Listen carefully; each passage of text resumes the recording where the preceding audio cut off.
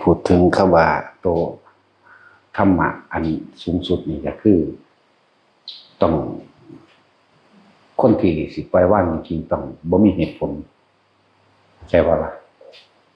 ยกตัวอย่างเช่นว่าระหว่างไก่กับไข่อันใดเกิดก่อนกันเนาะปัจจุบันมันที่เถียงกันเด้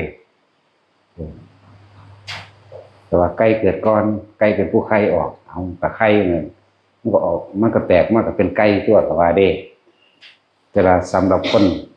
ที่ปล่อยว่างจริงๆต้องบ่คิดหยังบ่มีเหตุผลนั่นแหละแต่เราเข้าใจคำว่าบ่มีเหตุผลแต่ว่ามีเหตุแล้วผลก็บ่เกิดเหตุจังใดสิหยุดเหตุได้ก็คือการบ่คิดนั่นแหละแต่เราสิหาวิธีหยุดคิดโดยใส่ความคิดหยุดความคิดมันหยุดบ่ได้เด้อมีแต่ต่ออย่างเดียวคำว่าความคิดหยุดความคิดหยุดบ่ได้ต้องอาศัยลมหายใจต้องอาศัยการทรงฌานเจริญฌานหรือจับจุดอุณาโลมนั่นแหละหรือศัพท์โดยทั่วไปรู้สึกตัวเนี่ยต้องถ้าว่าเป็นอาการปิติมันก็หลายมันปิติห้าอย่างแต่ห้องสิจับใส่ระบบเทคนิคในการอานาปานสติระบบเทคนิคและโอรัมภาคิยสังโยชน์5เลยทีเดียวแต่บุคคลผู้ใดก็สร้างเฮ็ดถ้าเฮ็ดทั้ง4ได้ทำไม่บ่อยทำไม่มากทำไม่ชินทำให้เป็นดุจดังญาณบ่อยมากชินจนรู้จากว่าญาณก็รู้แหละญาณก็ดีจังว่าให้ทุกคนฝึกให้มันเกิดความเคยชินบางคนก็ชินอยู่ในลมหายใจบางคนก็ชินอยู่กับจุดอุณาโลมบางคนก็ชินอยู่บนหัวเนิบนาบแล้วก็เฝ้าทำความรู้สึกตัวว่าความรู้สึกอันเนิบนาบบนหัวมั่งระหว่างท่ามกลางอกมั่งจิตอยู่ในท้องมั่งท้องระหว่างกลางอกในบนหัวเนิบนาบเพื่อเมื่อเศร้าหรอกแต่กันนิ่มนวลเย็นลึกๆเข้าไปในกระดานหน้าผากบางคนถ้ามันบ่เกิดอยู่กับลมหายใจแค่นี้ลมในโพรงจมูกเข้ามันที่สุดดังหักมันต่อกันนี่แหละไปมันประมาณนี้ทำความรู้สึกอยู่แค่นี้โดยไม่ต้องคิดไม่ต้องนึกนั่นแหละจังว่าไก่กับไข่ได้เกิดก่อนกันไม่จำเป็นต้องไปหาเหตุผลกับมันมีสำหรับคนปล่อยว่างคือเห็นเฉยๆเหมือนลมพัดใบไม้นั่นแหละแต่คนระหว่างคน2คนเถียงกันถ้าบ่มีใบไม้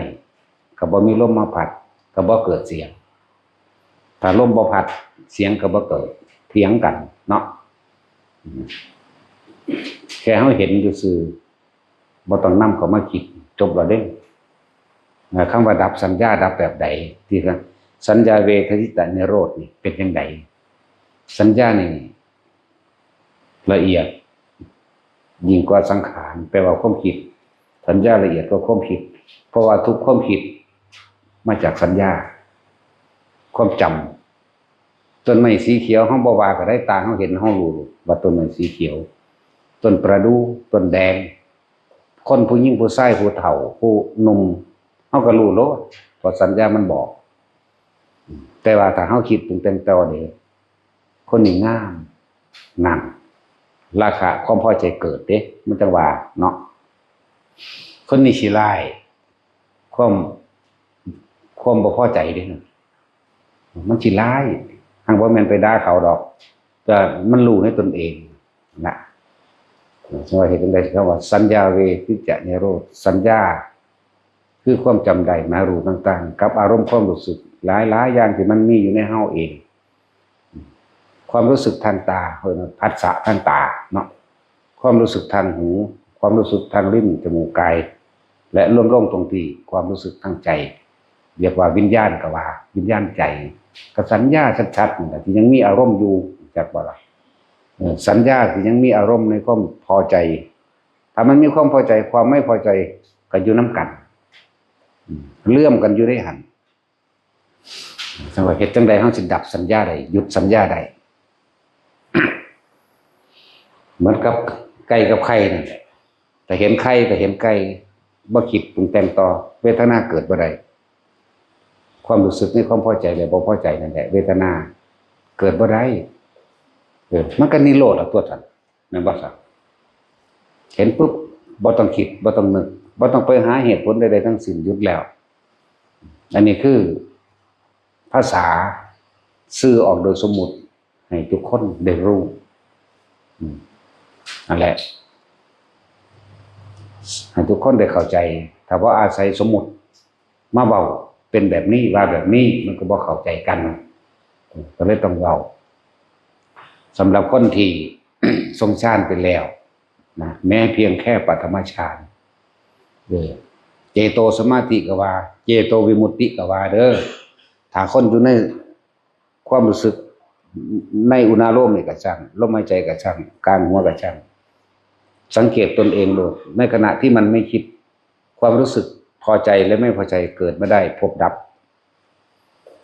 เพราะความรู้อันอื่นๆความรู้ทั้งหลายว่าอนิจจังทุกขังอนัตตาความรู้ว่าสิ่งนี้มีสิ่งนี้จึงมีสิ่งนี้เกิดขึ้นสิ่งนี้จึงดับไปความรู้เหล่านี้เฮาอาศัยกันได้ยินได้ฟังพระพุทธเจ้าแล้วเกิดการสรุปลงได้ว่ามันแค่เกิดกับดับมันรู้มันเข้าใจแต่ว่าโดยปัจจุบันมันว่างพันใดเข้าใจบ่เฮ็ดจังได๋สิว่างได้เฮ็ดจังได๋สิว่างได้ถ้ายังคิดอยู่ก็บ่แม่นว่างถ้าว่างจริงๆต้องไม่คิดมันว่างเองบ่แม่นคิดจักว่าแต่ว่าคิดเท่าไหร่ก็ไม่รู้ต่อให้หยุดคิดนั่นแหละจึงรู้เนาะรู้ว่าหยังรู้ว่าว่างหยุดคิดก็รู้ซื่อๆเด้นั่น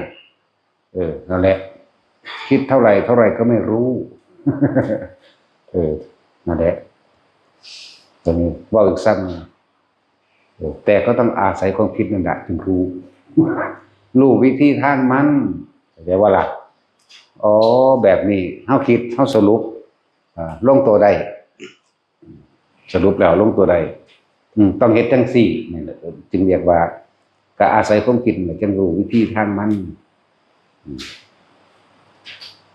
ถ้าจะรู้ว่างจริงๆว่างจริงๆต้องไม่นำสิ่งที่รู้มาคิดเด้จังว่าทุกคนที่ตั้งมันอยู่ในลมหายใจแล้วเห็นหยังกระช่างอย่านำเขามาคิดมันฮู้อยู่ดอกสีเขียวสีเหลืองสีแดงสัญญาว่าแม่นบ่มันฮู้อยู่ดอกผู้หญิงผู้ชายเฒ่าแก่จะนำไปสิ่งที่เห็นสิ่งที่มีอยู่เมื่อไหร่ที่เธอไม่มีเมื่อนั้นเธอก็ย่อมไม่มีบ่มีพบเป็นที่ไปจากว่านั่นแหละทั้งสั้นถึงบอกว่าให้ทุกคนมั่นใจอยู่ในตัวนี้ในตนเองก็คิดเทียบตัวเองนำตัวถ้าเฮาออกจากความรู้สึกในกายเมื่อไหร่ความรู้สึกของเฮาที่เคยมีอยู่ในกายที่ไปมีความรู้สึกกับผู้อื่นทันทีคืออาศัยการคิดถึงบุคคลที่รักโอ้ยเป็นห่วงเด้ความรู้สึกเป็นห่วงกังวลกับเขาเกิดขึ้นแล้วคิดถึงบุคคลที่เกลียดอยากหนีไกลๆหรืออยากให้มันฉิบหายอยากให้มันตายนะความรู้สึกพอใจกับคนที่รักนี่ความรู้สึกเข้าไปอยู่กับเขาความรู้สึกกับคนที่ไม่พอใจกับคนที่เกลียดความรู้สึกไปอยู่กับเขาเลยบ่รู้สึกโตซากพีดิบกายนั้นหายวิญญาณบ่ได้เพราะไม่มีความรู้สึกตัวเข้าใจว่าล่ะจึงว่าทุกคนฝึกให้มันเกิดความคล่องความชินความชำนาญโลดเด้อทำให้บ่อยทำให้มากทำให้ชินทำให้เป็นดุจดั่งญาณมันจะเป็นเองดอกญาณแต่ว่ารู้นะรู้หยังก็รู้สึกโตนี่แหละถ้ารู้สึกโตได้โดยเฮาตั้งฐานแห่งความรู้สึกโตอยู่กลางหน้าผากเฮาเองนี่แหละอย่าหนีออกจากฐานนี้คำว่าหนีนี่คืออย่าคิดหนีถ้าคิดถึงบุคคลอื่นเมื่อไหร่ความรู้สึกนี่จะหายเมื่อนั้นเริ่มต้นแรกจะเป็นจังซี่เริ่มต้นแรกแต่เฮาฝึกไปแล้วปึ๊บมันจะเป็นธรรมดาคือเฮาเริ่มทำสมาธิใหม่ๆนั่นแหละความคิดทั้งหลายอดีตอนาคตลุ่มล้อมเฮาทันทีมันสิถามหาเหตุผลมันสิถามหาคำถามแล้วมันต้องการคำตอบมันสิวุ่นวายทันทีธรรมดา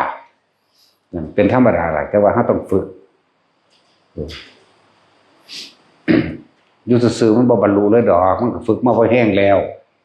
ฝึกไปเรื่อยฝึกไปเรื่อยบุคคลย่อมหลุดพ้นด้วยความเพียรมีความเพียรมีความพยายามในตนเองนั่นแหละพอคิดออกบ่คำว่าเมื่อไหร่ถ้าเราคิดถึงคนอื่นไม่ว่าจะเป็นบุคคลทั้งที่รักและที่เกลียดความรู้สึกตัวนี้ออกทันทีเลยพบได้เกิดขึ้นแล้วเพราะจิตมีที่ตั้งเขาว่าที่ตั้งก็ตั้งคิดถึงบุคคลที่รักและที่เกลียดนั่นเองมันก็นึกมันก็ปรุงมันก็แต่งอารมณ์ก็เกิดเห็นบ่ปรุงแต่งสัญญาเด่นสัญญานั่นคือบุคคลที่รักสัญญานั้นบุคคลที่เกลียดไม่พอใจหรือสัตว์ต่างๆก็ตามจึงเรียกว่าบุคคลสัตว์สิ่งของที่เฮาความคิดเฮาไปคิดถึงแล้วเอิ้นว่าจิตมีที่ตั้งเมื่อตั้งแล้วก็ปรุงก็แต่งทำตัวแต่ถ้าบัดพวกเฮาฝึกดีๆฝึกจับจุดอารมณ์ที่จังซี่ได้ที่แรกมันไปดึงกลับมาไปดึงกลับมาคำว่าไปคือความคิดไปความรู้สึกนี่ออกทันทีพอเริ่มต้นแรกในการฝึกความรู้สึกนี่เฮาฝึกไหมเป็นธรรมดานั่นแหละเราจะถูกลอยล้อมด้วยอดีตอนาคตคือความคิดไปกังวลกับบุคคลสัตว์สิ่งของอันเป็นที่รักและที่เกลียดที่พอใจและไม่พอใจก็แรกฝึกด้วยในนี่ไปแล้วดึงกลับมาล่มก่อนขึ้นมานี่ปั๊บคิดถึงบ้านภาพบ้านเกิดขึ้นทันทีนั่นแหละสัญญาว่ามันคิดไปดึงกลับมามันคิดไปดึงกลับมาจนกว่าความรู้สึกนี้จะอยู่จนเกิดความคิดในความรู้สึกระหว่างกลางหน้าผากเฮาต่อมาแม้นไม่ได้คิดมันก็ไปนั่นคือความคิดเกิดขึ้นเองจากว่าล่ะแต่ความคิดเกิดขึ้นเองหรือสัญญาเกิดนั่นเองสัญญาแต่ความรู้สึกยังอยู่ระกลางหน้าผากเด้อฟังดีๆมันคิดมันปรุงไปแต่สังเกตความรู้สึกถ้าความรู้สึกตัวนี้ขาดเมื่อไหร่ดึงกลับมาลงก่อนแล้วก็มาตั้งความรู้สึกนี้ขึ้นไหมแล้วมันก็ไปอีกแต่ความรู้สึกนี้ยังอยู่ก็ปล่อยมันคิดไปได้บ่ล่ะถ้าเมื่อไหร่ความรู้สึกนี้หายออกจากกายเมื่อไหร่แสดงว่าเข้าไปคิดกับมันไม่ใช่มันคิดเลยกลายเป็นเราคิดนั่นแหละเราจึงเกิดขึ้นแล้วได้สังเกตความรู้สึกให้ดีถึงว่าอย่าหนีออกจากกายคำว่าอย่าหนีอย่าคิดหนีถ้าคิดหนีออกจากคนที่เป็นแล้วจะออกจากความถ้าความรู้สึกนี้หายแสดงว่าความคิดเข้าไปปรุงแต่งกับบุคคลที่เราคิดถึงเลิกกลายเป็นเราคิดไม่ใช่มันคิดจิตมันมีหน้าที่คิดเด้ทุกอย่างร่วมอยู่ที่จิตจิตก็ว่าใจก็ว่าไม่จักบ่ล่ะจิตก็ว่าใจก็ว่าเดียวกันสัญญาก็ว่านะอารมณ์ความรู้สึกมันก็เต็มอยู่ในจิตในใจแหละยังเกิดเลยเหตุจังใดเฮาสิเห็นความคิดโดยที่เราไม่ได้เป็นผู้คิดนั่นแหละจังว่าสัญญาสิเป็นความรู้สึกพอใจหรือไม่พอใจอันเกิดจากตาหูจมูกลิ้นกายใจกระสังร่วมกับอยู่ในสัญญานั่นแหละแต่ว่าเรื่องความรู้สึกเก่าๆเนาะพอใจกับบ่พอใจแต่ว่าเหตุจังใดเขาสิดับมันใดเขาก็เลยต้องอาศัยลมหายใจนี้เพื่อเกิดจุดอุณหภูมิเกิดขึ้นอุณหภูมิเกิดขึ้นคือของเฮานี่เฮามาตั้งที่ฐานนี่ตั้งที่ฐานตรงกลางระหว่างหน้าผากเฮาเองถ้าความรู้สึกนี่หายเมื่อไหร่กลับมาใหม่ตัวนี้ขึ้นปั๊บหายอีกแล้วกลับมาใหม่ตัวนี้ขึ้นปั๊บที่มันหายเพราะว่ามันคิดไปถึงเราเลยไปจงใจไปเจตนาน้ำมันเดี๋ยวนี้ฝึกทำให้บ่อยทำมากทำเกิดเริ่มจับทางได้เองแบบคนผู้นั้นต้องรู้ในตนเองเด้อจับทางได้บ่ได้ความรู้สึกยังอยู่ความคิดไปเลยคิดไปพอจิตไม่หนาทีคิดคือมันสิปรุงแต่งสัญญาของมันเองฟังนี้แต่ความรู้สึกยังมีอยู่หาคนที่จับจุดได้แล้วเฮาสิรู้นั่นคือความคิดไม่ใช่เราไม่ใช่ความคิดอยากบอกแต่ความคิดนั้นถูกรู้มองจบมันอยากบอกนี่คือมองจบมันเลย สั้นๆนะที่นี่โดยความรู้คำว่าอนิจจาวัฏสังขาราความคิดทั้งหลายมาจากบ่นี่อนิจจาแปลว่าความไม่เที่ยงนั่นก็วัฏฏะแปลว่าหมุนวนสังขาราแปลว่าความคิดทั้งหลายย่อมหมุนวนอยู่กับสิ่งเก่าๆน่ะบ่ได้ไปแนวใหม่เด้จากว่าอนาคตพันเกิดมันบ่ออกหรอกแต่อยากคิดถึงสิ่งเก่าๆปรุงแต่งให้มันเป็นไปก็เรียกว่าความคิดทั้งหลายย่อมหมุนวนเปลี่ยนแปลงอยู่เช่นนั้นความคิดทั้งหลายเรานี่ไม่ได้แช่อยากบอกคิดแล้วนี่เปลี่ยนเรื่องไม่คิดนี่เรียกว่าเกิดนี่เรียกว่าดับเกิดดับกับสิ่งนั้นเกิดดับกับสิ่งนี้หมุนวนนั่นแหละจึงบอกว่าอนิจจวัฏสังขาราอุปทวะแปลว่ามีความเกิดขึ้นเป็นธรรมดามีความดับไปเป็นธรรมดาหมุนวนเปลี่ยนแปลงอยู่เช่นนั้นเป็นปกติของมันอยู่แล้วอุปทวายธรรมเมโนบันอุปชิตวาการที่จะเข้าไปสงบระงับดับความคิดทั้งหลายได้เลยเมื่อเข้าสงบระงับดับความคิดทั้งหลายได้แล้วจึงเป็นสุขอย่างยิ่งเรียกว่าอนิจจวัฏสังขาราอุปทวายธรรมเมโนอุปชิตวานิรุชันตินี่เตสังโวมันดับไปแล้วจึงเป็นปัสสโมสุโขเป็นสุขอย่างยิ่งสุขที่บ่มีเครื่องเทียบก็เลื่อนอย่างยิ่งวิธีหยุดมันก็คือหยุดคิดนั่นแหละ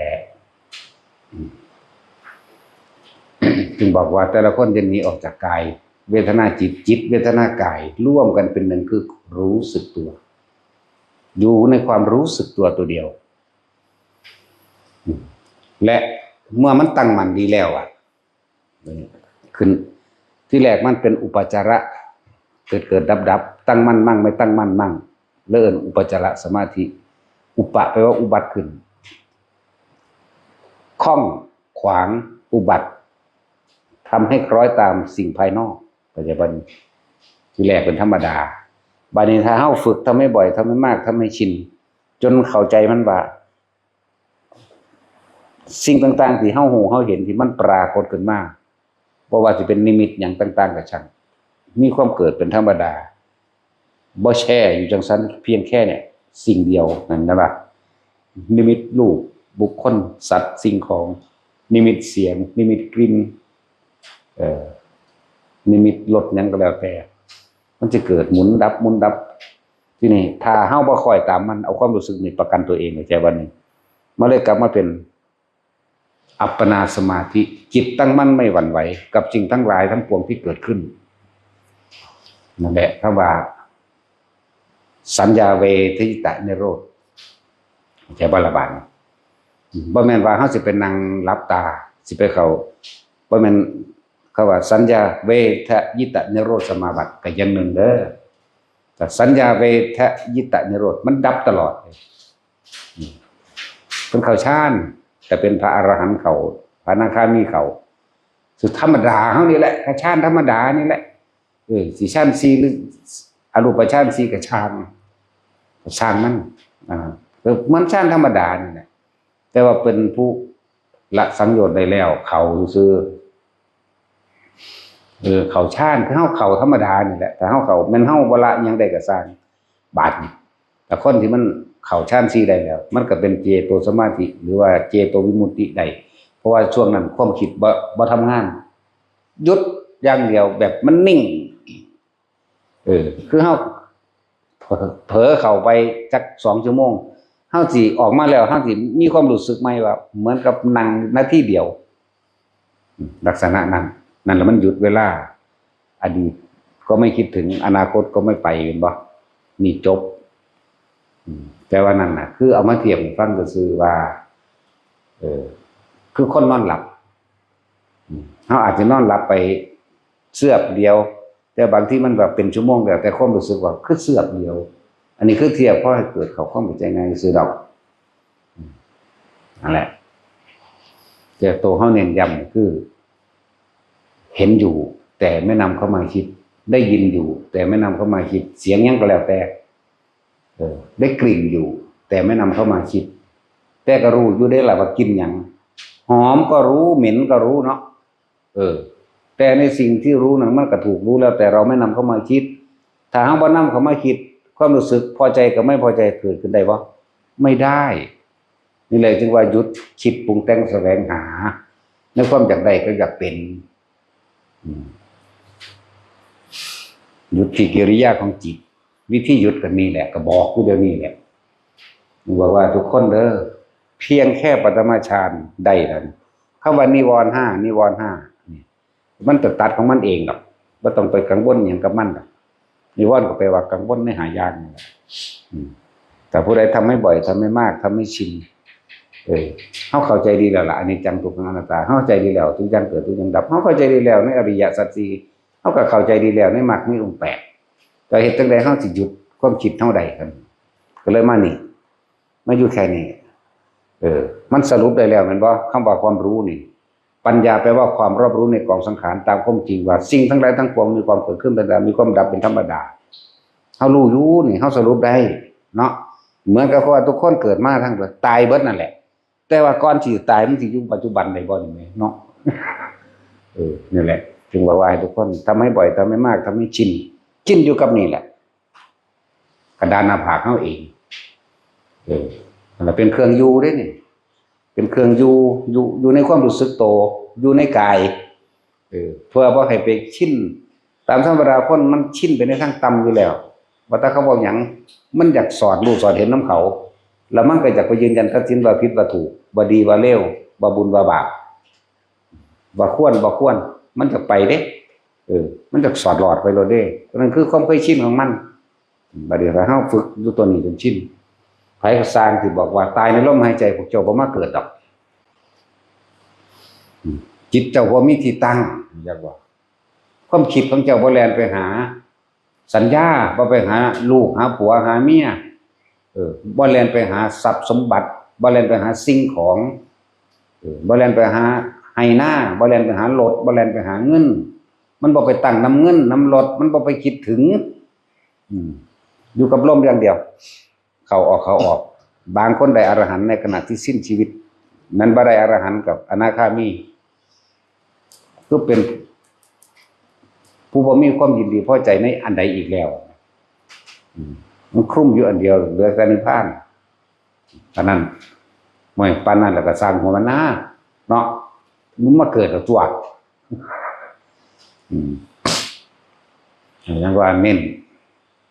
จุดประสงค์เดียวในการแสดงธรรมะอันนี้อันสูงสุดนิพพานอย่างเดียวเห็นบอกว่าค่อยบอกกันได้เรื่องอานิสงส์การสร้างนั่นสร้างนี่ได้เป็นนั่นได้เป็นนี่ได้นั่นได้นี่บ่ค่อยเว้านานๆก็สิมีเว้าอยู่ดอกค่อยเกิดกำลังใจแต่คนส่วนมากมันอยากเอาผลมาเนาะแต่เรื่องของพระนิพพานนี่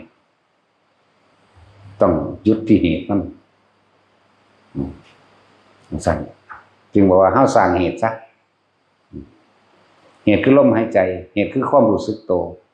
เหมือนกับเฮาปลูกต้นไม้ต้นมะม่วงนี่แหละเฮาตั้งเอาในมันมาปลูกลงแล้วเฮาก็รดน้ำอยู่ที่โคนต้นมันไปเด้เฮาบ่จำเป็นต้องไปปรุงแต่งผลมันต้องงามแบบนั้นแบบนี้ดอกขึ้นอยู่กับการรดน้ำพรวนดินใส่ปุ๋ยใส่ปุ๋ยทำให้บ่อยทำมามากก็คือมีสติรู้ลมหายใจเข้ามีสติรู้ความรู้สึกในกายนี่อยู่นี่แหละบ่อยมากผลมันจะเป็นเองสวยงามเองผู้เฮ็ดเครื่องกลางๆก็ได้แบบเครื่องกลางๆนั่นแหละนั่นแหละเพิ่นจึงมีเทียบระดับโสดาบันสกิทาคาอนาคาอรหันต์จึงเป็นบาระดับไปเฮ็ดทั้งเบิดนี่เฮ็ดบ่ได้เอาหยังเด้อสมาธิทั้งเบิดก็บ่ให้มันได้หยังบ่ให้มันเป็นหยังพร้อมปฏิบัติทั้งเบิดนี่ก็คือเบิดความบ่เป็นหยังพร้อมอีกเนี่ยจึงเน้นย้ำแต่ละคนผู้ใดมาหาหลวงพ่อนี่ไปฝึกอุณาโลมมันเป็นก่อนโลดถ้าผู้ใดเป็นแล้วแสดงว่ามาถึงแต่ว่าถึงแล้วจะรักษาทรัพย์สมบัติหรืออริยสมบัติของพวกเจ้าได้บ่อานาปานสติหรือการทรงฌานเจริญฌานเป็นอริยวิหารเด้จักบ่ล่ะเป็นที่อยู่ของบุคคลผู้ไม่เบียดเบียนอริยะแปลว่าผู้ไม่เบียดเบียนผู้ไม่มีศัตรู อริยะนั่นนะก็เรียกว่าเป็นอริยวิหารมั่งเป็นตถาคตวิหารมั่งนี่สั่นละอริยวิหารสั่นเป็นเครื่องอยู่ความหมายกันส่วนมากเขาสิอยู่กับบุคคลที่รักที่ยินดีที่พอใจบุคคลที่เกลียดสัตว์ที่รักสัตว์ที่เกลียดที่พอใจและไม่พอใจหรือทรัพย์สมบัติต่างๆอยู่นี่คือความรู้สึกเขาไปอยู่น้ำมันเลยเด้คนบ่ฝึกปุถุชนทั้งหลายก็มีความรู้สึกกับพร้อมกันเลยกับคนที่เขาคิดถึงเนาะ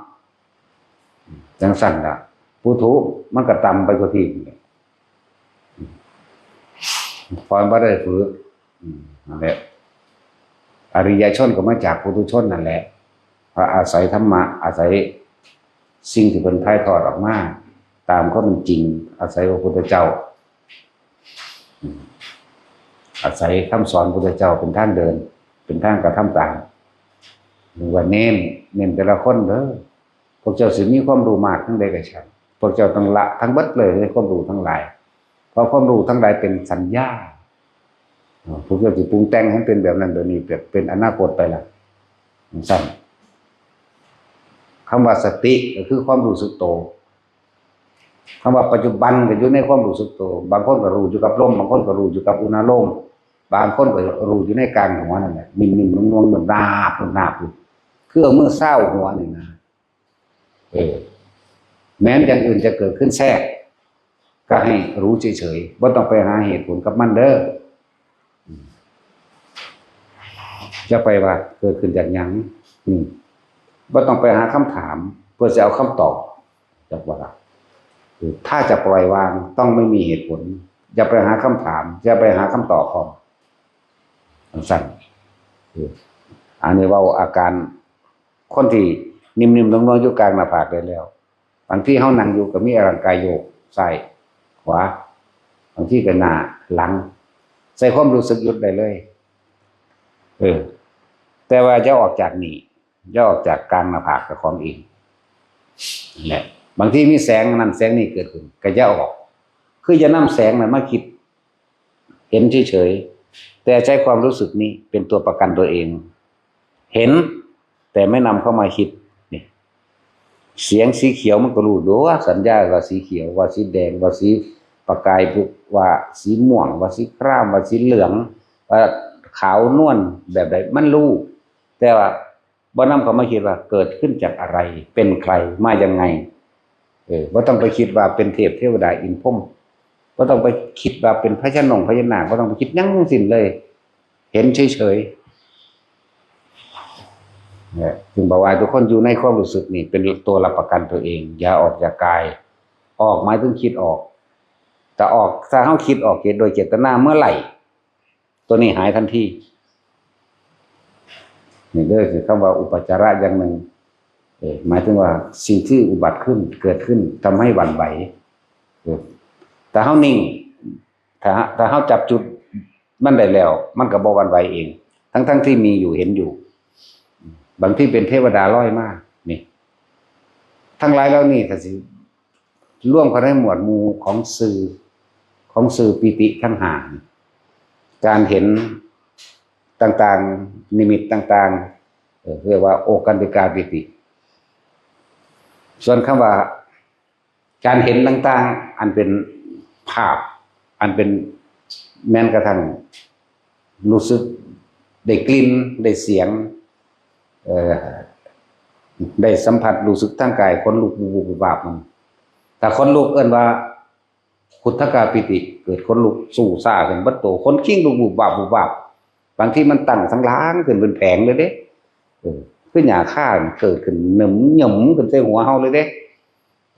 ขนลุกทั้งขิ้งทั้งกายนี่ครับยึบหน้าขึ้นเลยหย่มขึ้นบัดหัวโลดเป็นขนลุกขนหัวลุกขนขิ้งลุกขนหัวลุกแต่ลูกซื่อๆอย่าไปคิดหาเหตุผลเด้นี่บอกแล้วเหตุผลเหตุเกิดขึ้นจากจิตตั้งมั่นมันเป็นอุเบกขามันเลยแสดงปิติออกมาทางกายเป็นแบบนี้สำหรับผู้มีความรู้สึกนั้นอธิบายปิติหาพร้อม เรียกว่าคุถกายปิติขนขิ้งลุกเวอร์บางขนหัวลุกสั้นสังล้างปัญญาข้าห่มไว้หนาเตอะไปเบิดตึกตึ้นเลยล่ะนี่อันนึงนี่เอิ้นว่าคุถกายปิติขณิกายปิติส่วนมากจะเกิดขึ้นในขณะฟังธรรมขณิกายปิติหมายถึงจิตนี่เกิดความปลื้มปิติปราโมทย์ทุกข์เข้ามาในอกทุกข์เข้ามาในจอกหลอกข้อสะอื้นโลกเขาวางร้องไห้แต่ทำบ่ได้วางสั่นใจวันทำมันย่อมหลับแต่ว่ามันย่อมหลับในสิ่งที่เพิ่นแสดงออกไปมันย่อมหลับความจริงเด้ใจมันย่อมหลับมันเกิดความปลื้มปิติขึ้นมาทั้งทุกแน่นเข้ามาหน้าอกจอกล็อกในข้อนี่จะให้ออกได้บัดเลยแต่ว่ามีคนก็ให้ปล่อยโลดวือขึ้นโลดเสียงออกพร้อมกันแล้วแต่มันแต่มีคนก็กั้นเสียงไว้นั่นแหละปล่อยมันโลดมันบ่แม่นเฮาให้แล้วก็ล่ะจิตมันยอมรับตามความเป็นจริงเพราะจิตมันเป็นผู้สังสมอยู่แล้วมันยอมรับโอ้ยถือครูเบิดเนี่ยนะยอมรับเป็นปีติที่2เด้อปีติที่3ภรณาปีติโยกซ้ายโยกขวานี่ถ้าเฮาหยุดกึกโยกหน้าโยกหลังบัดนี้นิ่มๆดอกบ่เป็นโยกแห้งๆหรอกและสัดสายหมุนเด้หมุนไปเด้นี่ว่าภรณาปีติอย่าลืมอยู่อันนึงเด้อคือตัวนี้อย่าออกเข้าใจบ่นี่ที่อธิบายมานี่เขาเรียกว่าปีติแทรกซ้อนอย่าลืมว่าเฮาสิจับจุดเดียวอย่าออกจากฐานที่ตั้งแห่งจิตสำคัญมากนี่นะอย่าออกจากฐานที่ตั้งแห่งจิตหรือฐานที่ตั้งแห่งความรู้สึกอยู่ในนี่มันซ้อนกันขึ้นมาเองบางแต่ว่าอันโตคณิกะไอ้โตขนคิงลุกนี่ขนหัวลุกนี่มันสิพาตัวนี้จนบ่ฮู้เมื่อแต่ว่ามันเย็นลงเบาลงตัวนี้ก็ยังคือเก่าเข้าใจว่าล่ะนวลๆอยู่คือเก่านั่นแหละนี่เป็นปีติที่3แล้วคำว่าภรณาปีติที่4โอกันติกาปีติมีแสงป๊อบๆแป๊บๆเกิดขึ้นหรือแสงสว่างได้เกิดขึ้นภาคเพิ่นเขียนไว้นั่นเพิ่นให้นัยยะแต่ว่าที่ความจริงประสบการณ์มันมีมากยิ่งกว่านั้นบ่แม่นแต่ดุจดั่งสายฟ้าแลบปั๊บๆทิบแพบเลยระวังนี่ก็บ่แม่นบางทีก็แสงออกหน้าผากเฮาออกไปคาคืบก็มีบางทีก็ออกยาวก็มีบางทีก็เป็นแสงออกจากกลางหน้าผากเฮาพุ่งไปถึงปานดุจดั่งไฟฉายบางทีก็เกิดความว่าขึ้นเลยบักใหญ่เลยโพร่งขึ้นมาเลยก็มีสีเขียวสีเหลืองสีแหล่ได้เบิดรู้จักบ่นี่บอกกันความสงสัยให้แต่ละคนฟังสงสัยว่าเกิดขึ้นจากหยังสงสัยว่าเป็นดวงธรรมบ่สงสัยว่าหลายอย่างนั่นแหละวันนี้ว่อนความกังวลเลยสงสัยแล้วก็อยากหาเหตุมันคือเกิดขึ้นจากหยังแล้วก็อยากหาผลว่าดีหรือร้ายเนาะแล้วก็อยากหาสื่อมันว่ามันสื่อว่าจังไดแสงสว่างนี่มันมากบ่แม่นแต่แสงสว่างเกิดปรากฏการณ์ต่างๆอันเป็นนิมิตที่เกิดขึ้นเป็นเทวดามั่งใส่ชุดแบบจักๆวงๆนั่นแหละก็มีแบบโปร่งแสงก็มีแบบชุดเขียวเหลืองแดงชมพูอ่อนมีเบิดนั่นแหละเขียวก็เขียวอ่อนต้องกล้วยอ่อนโปร่งๆสินะเห็นพระสงฆ์องค์เจ้าเกิดขึ้นเองดอกแม่มื้อนี้จักก็ล่ะเห็นพระพุทธเจ้าเห็นหลายองค์พร้อมก็มีแล้วก็เห็นสัตว์ทิพย์ต่างๆแปลกประหลาดก็มีว่าคนบินกินนารีคุดจังซี่พวกกินนารีพวกคุดจังซี่นะพวกกิเลนพวกพญานาคพวกอีหยังที่มันเป็นนั่นแหละแต่ว่าสิ่งที่สำคัญคืออย่านำเข้ามาคิดเข้าใจว่าเห็นผีเห็นเปรตเห็นอสุรกายเห็นนรกและภาพสัตว์นรกถูกทรมานจังซี่บ่ต้องคิดดอกให้เห็นซื่อๆตัวยืนยันรับประกันตัวเองคือตัวนี้ความรู้สึกอยู่หน้าผากเด้อผู้อยู่หัวก็อยู่หัวเลยเด้ออย่าเพิ่งงง คนฟังประจำสิพอเข้าใจจับจุดได้แล้วล่ะบางทีมันก็อยู่เย็นอยู่ในกระดานหน้าผากนิ่มนวลในเย็นนะครับหัวมากอันนี้กำลังอธิบายเรื่องปิติแทรกซ้อนปิติอันโตคำว่าโอกันติกาปิติมันหลายเดี๋ยวสิอธิบายเรื่องอุปงคาปิติก่อนมันหน่อยๆอันนี้บางทีร่างกายเนี่ยเบ่งขึ้นคือลูกโป่งเบ่งขึ้นเฮาสิมีความรู้สึกเต็มห้องบ่แม่นตาเบ่งขึ้นบัดนี้สูงขึ้นทะลุหลังคาไปเลยเป็นความรู้สึกเข้าใจบ่ล่ะเหมือนกับตัวเองมีขี้ฝาลอยอยู่ใต้ข้างกับมีลักษณะนั้นเป็นแค่ความรู้สึกแล้วก็มีความรู้สึกว่ากายลอยขึ้นนี่กายลอยขึ้นเด้บัดนี้คนที่หลับตาเฮ็ดส่วนมากสิตื่นสิตกใจเมื่อตาขึ้นปุ๊บเอามือคำปั๊บโหลดตั้งแต่จำเก่านี่แหละบ่ไปใส่หรอกนั่นแหละจึงเรียกว่าไม่ผ่านสิ่งที่อุบัติขึ้นไม่ผ่านเรื่องว่าอุปจาระ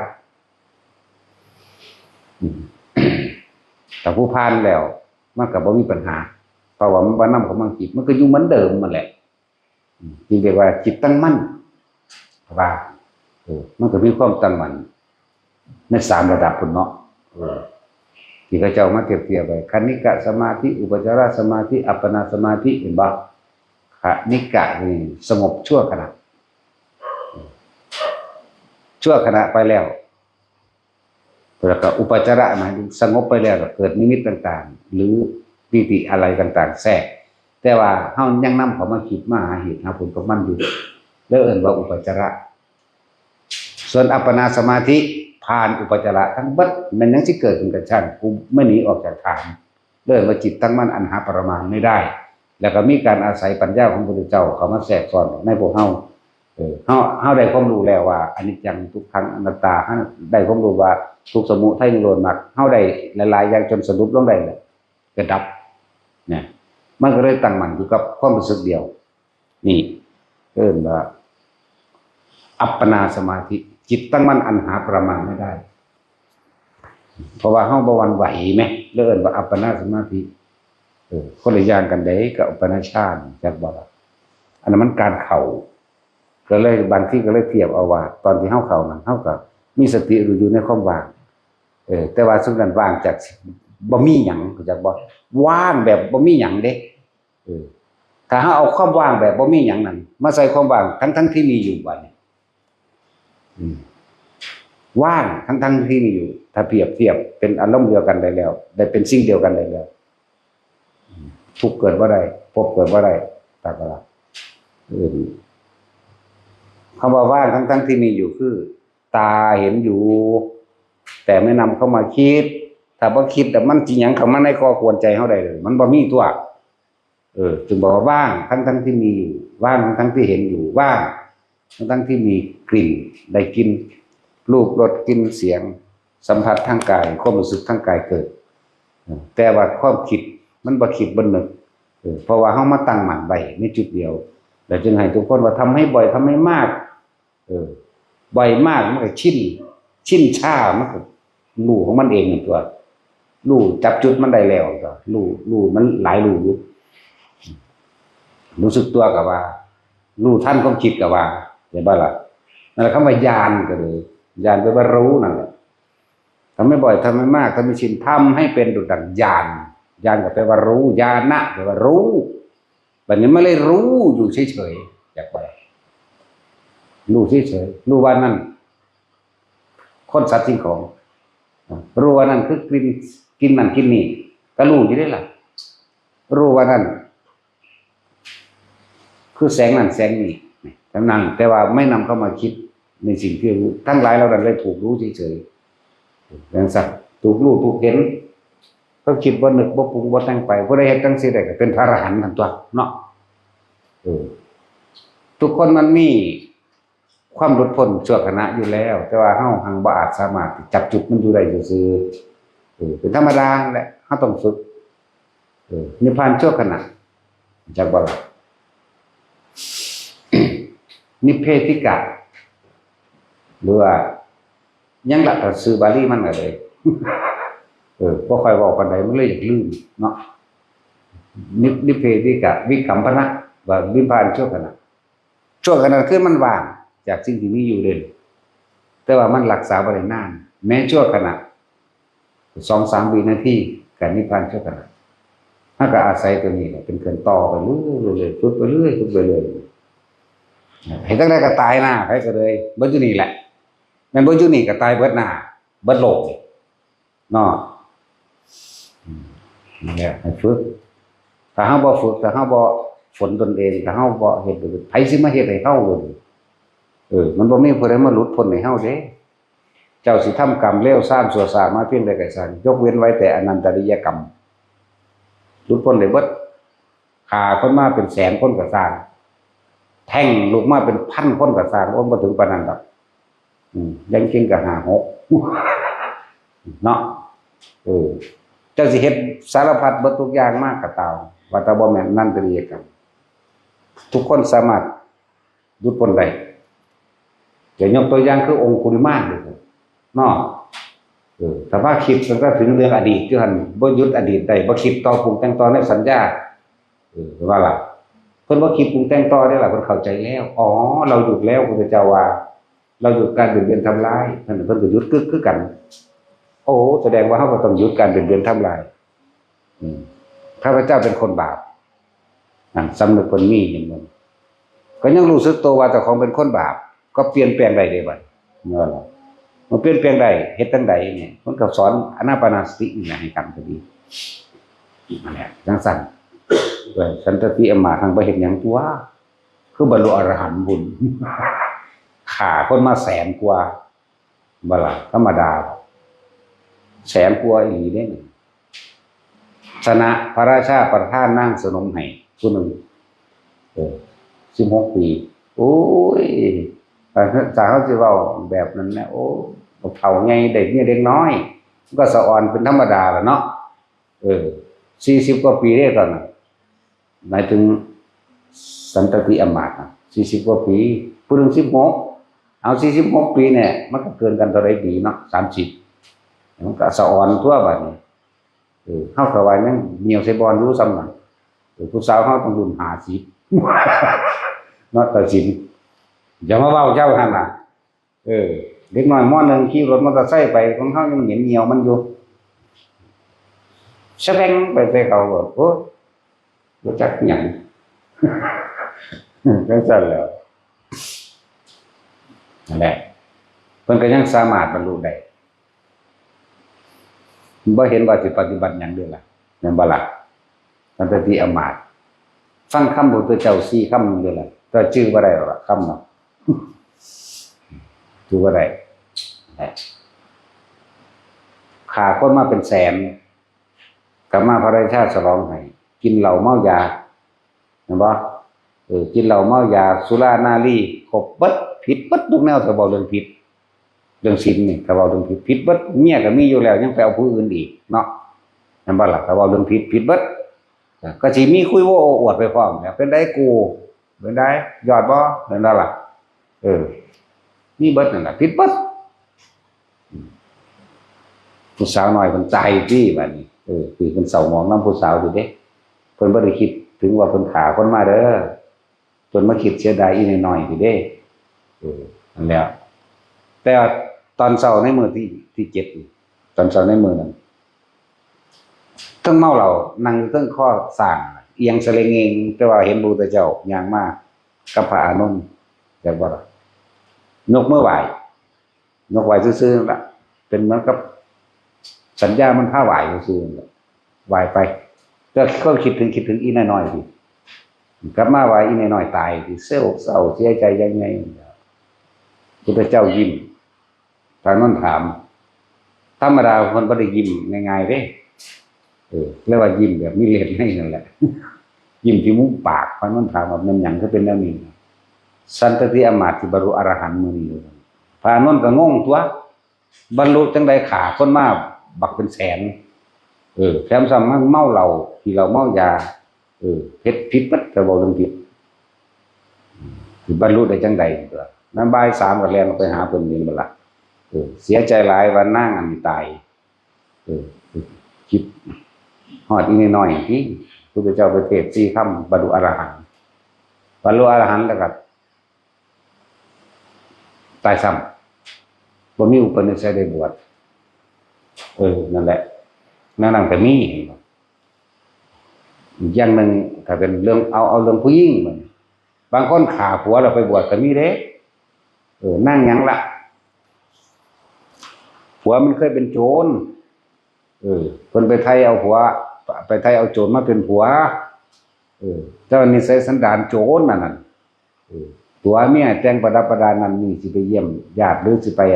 บวงสรวงเทวดาที่บนบานไว้ก็สั่น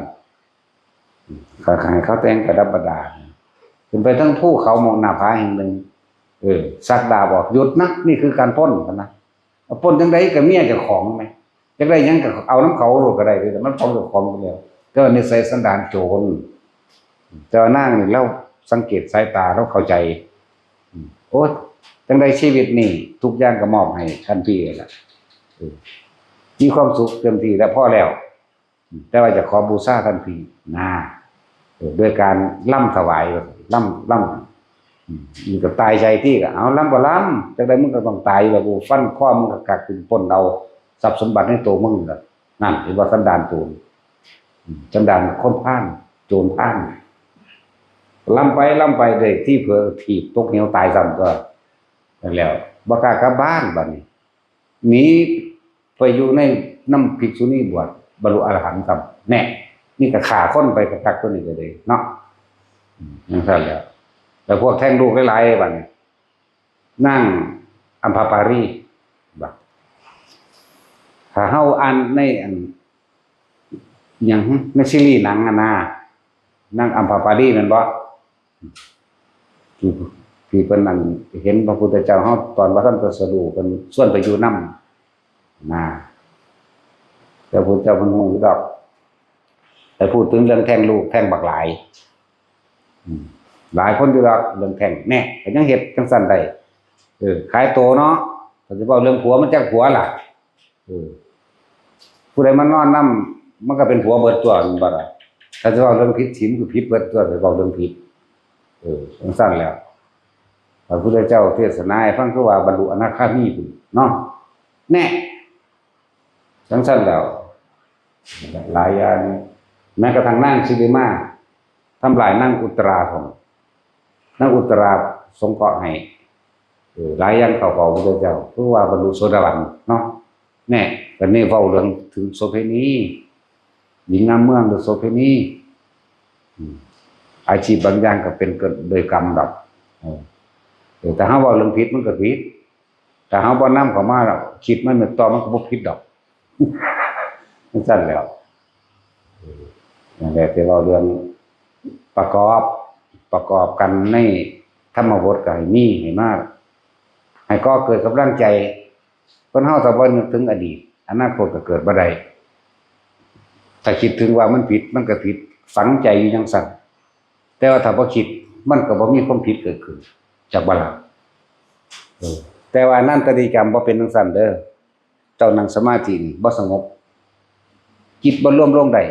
ฟุดฟัดอาจจะดูมันนิ่งภายนอกคือร่างกายแต่ว่าใจนี่เราร้อนและกังวลเลยสิเป็นเฮ่อๆท่านห้าอยู่แต่ว่าฝืนทนไปโดยบางอย่างบังคับก็มีบางอย่างก็คือสิ่งแวดล้อมหรือคนย่องว่าผู้นี้เป็นผู้นำหมู่เป็นหัวหน้าหมู่เป็นผู้รู้กว่าหมู่เขาเคารพนับถือกูก็เล่นนั่งอดเอาความจริงบ่ได้เด้ร้อนก็วนก็ว่ายในจิตในใจตลอดเลยเพราะฉะนั้นกิจกรรมยุ่งยงสงแตกแยกขาพ่อขาแม่ขาพระอรหันต์ได้ทำลายพระเจ้า5 อย่างนี่พวกนี้นั่งเหยียบซ้อยแต่ก็แล้วนั่งได้แล้วแต่ว่ากูก็นั่งน้ำมูกอยู่ใดแหละหั่งนั่งคิดนี่มันตัวนี้มันแรงมันสิกดดันให้คิดอยู่หั่นแหละเหนือทุกอย่างกรรมอันนี้ อันอื่นๆว่าเป็นหยังดอกก็ขาแมงโดน แต่มันบ่ดีหลายก็ดีสันตติอมาตย์เราไปขาคนเลวเลยขาเป็นแสนมันจังซั่นแล้วขาคนเล็ก บาดนี้องคุลิมานเราบ่ได้ฆ่าคนเลวเด้อแค่บาดทั่วไปนี่เนาะแล้วก็ยังบรรลุได้ไงอย่าให้กำลังใจได้บ่นั่นให้ไปฆ่าไผเด้ถ้าคนบ่ดีก็ฆ่าแม่งบ่จังซั่นตัวแต่จงมันไว้เฮ็ดหยังมันมีประโยชน์เนาะเป็นโทษไว้เบิ่งสันตติมาฆ่าหลายตัวนั่นแหละทุกสิ่งทุกอย่างเว้นไว้แต่อนันตริยกรรมเด้อสามารถบรรลุได้เบิดขอให้ทุกคนฝึกเถอะอย่าไปคิดกับมาเรื่องสัญญาเก่าๆอดีตเก่าๆเลยถ้าว่าปัจจุบันหลวงพ่อประยุทธ์ยังละจอมโจรอิสมาแอร์เฮาสมัยปัจจุบันเพราะเฮาได้ดูเรื่องเพิ่นเป็นโจรสลัดตัวปล้นเรืออยู่ภาคใต้เนาะปล้นเรือขนน้ำมันมั่งขนสินค้ามั่งเรียกค่าไทยก็อันแล้วให้ในเราตายแล้วจังเบาได้นั่นแหละลูกศิษย์หลวงปู่ตู่เดินทางจากนราธิวาสบ่แม่นพูดแหละของเราปล้นมาเลเซียเราปล้นมาเบิดนี่แหละฮอดสิงคโปร์พุ่นล่ะหลวงปู่ตู่สอนให้เห็นบ่ล่ะเพิ่นก็กล่าวว่าเราบรรลุอรหันต์อยู่เด้อเนาะรู้บรรลุก็สร้างก็เฮาก็มั่นใจว่าเราบรรลุนั่นแหละมันสั่นเลยนี่คือปัจจุบันพอเฮาได้ฮู้ได้เลยมีอยู่ดอกบางคนก็เพิ่นก็ว่าท่านตายมันบ่เว้าแต่เพิ่นตายซะก่อนหรือเฮาผู้สิตายก่อนเพิ่นอะไรนะว่าให้กำลังใจแต่ละคนสิ่งใดที่มันล่วงมาแล้วจะไปคิดถึงมันอย่าไปคิดถึงมันแต่คิดถึงเมื่อไหร่ก็กังวลมันนะนิวรณ์นั่นแหละกังวลก็เลยทุกคนนั่นแหละเอาวิธีเดียวโลดลมหายใจนี่อุณโลมนี่งั้นลมหายใจหายเหลือแต่อุณโลมก็เอาอุณโลมนี่ความรู้สึกตัวขึ้นหัวกระชังกลางอกกระชังอยู่แค่นี้ผู้ใดเฮ็ดได้เท่าตายบ่มาเกิดมั่นใจตัวนี้โลดนี่แหละจึงบอกว่าเฮานี่เรียกว่าละโอรัมภัคคิยสังโยชน์เลยทีเดียวอนาคามีเลยไม่แน่อรหันต์ในขณะสิ้นใจหรืออรหันต์ในขณะมีชีวิตนี่แหละเพราะเฮาบ่ได้มีหลักของคำว่าอานาปานสติและสติปัฏฐาน4เป็นของคู่กันให้ทุกคนพอใจในธรรมอันนี้นัตติฉันทสหานิจงมีความพอใจในธรรมนี้เข้าใจบ่ในความจริงอันนี้ก็ว่าในธรรมบทนี้เนี่ยนัตติธรรมเทศนายหานินี่ให้พอใจในสิ่งที่บอกแนวทางอันนี้ตามความเป็นจริงเรียกว่าธรรมเทศนายะอันนี้นัตถิวิริยัสสหานิแล้วเป็นผู้มีความเพียรเถิดนี่มีความเพียรไปเวลานัตถิวิปัสสนายะหานิเราจะรู้แจ้งให้จริงตามความจริงของเราเองนัตถิสมาธิทัสสหานิแล้วจิตจะตั้งมั่นไม่หวั่นไหวนัตถิวิมุตติยาหานินี่นั่นแหละถึงความวิมุตติหลุดพ้นว่าอันแหละนั่นนี่ก็วิพยามาเทศดอกมันจะเฮานั่นแหละเนาะเฮามันจะแปลกประหลาดมูเขาจะเทศกันว่าให้ขายมันบางทียันเป็นบาปเนาะเฮานี่ขาแมงโดดทั้งบ่ดีคนพาดสันดานหมาเอาไว้เฮ็ดหยังเนาะบ่บาปหรอกได้บุญพร้อมคือหยังเฮ็ดให้โลกเกิดความสงบในหมู่บ้านนั้นสมมุติว่ามีคนพาดในบ้านหลังนั้นบ้านหมู่บ้านนั้นตำบลนั้นอำเภอนั้นเมียนเรียกว่าล่ะนั่นนี่ก็สอนเด้เนาะจังซั่นก็มีเด้เฮาเอาเทวดาเท้าทองสแตกเราอยู่ตลอดเด้ล่ะมันสิเฮ็ดแม่มหยังบักห่านั่นเนาะตั้งแต่ใหญ่ขึ้นมาก็เริ่มกินเหล้าเมายาเป็นแล้วทั้งที่ก็รักเอาของเขามากินมั่งนี่นั่นมั่งเวลาเป็นบุญเป็นงานมานี่ตูดกินดาขาดเบิดส่งขาดดากเมาเกลือกิ้งถิ่นบ่มีไผเอาพร้อมมื้อนึงเขามีงานหยังในวัดเขาเจ้าบ่ได้แห่บ่ได้เล่นในวัดเด้อ